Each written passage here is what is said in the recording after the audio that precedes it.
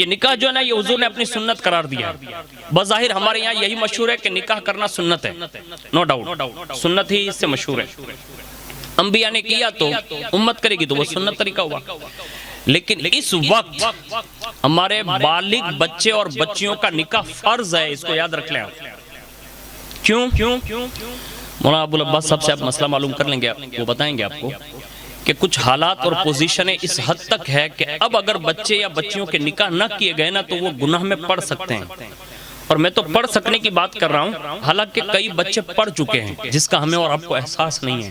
اس لیے ہمارے لیے ضروری ہے کہ اب یہ کام جو ہے نا ماں باپ کو بہت جلدی کرنا چاہیے، اور اس کے جلدی میں قانون کا لحاظ کریں گے ہم۔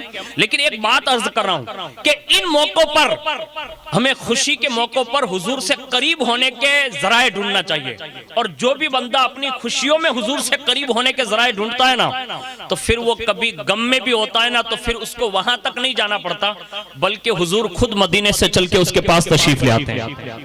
ایک بزرگ کی بات میں آپ کو بتا دوں تاکہ آپ کو یہ احساس ہو کہ خوشی میں بندہ حضور کے قریب کیسے ہو سکتا ہے اور غم میں حضور قریب کیسے آ سکتے ہیں۔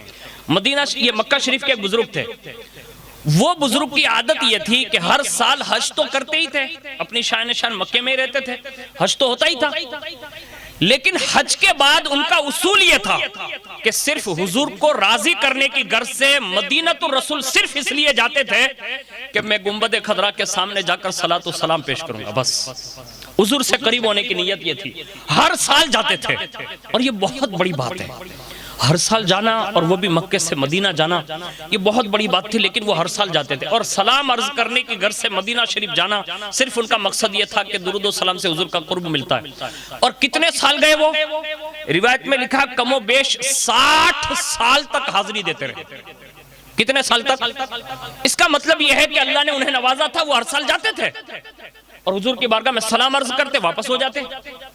ایک دن وہ آیا، غربت نے دستک دے دی یا بیماری نے دستک دے دی، نہیں جا سکے۔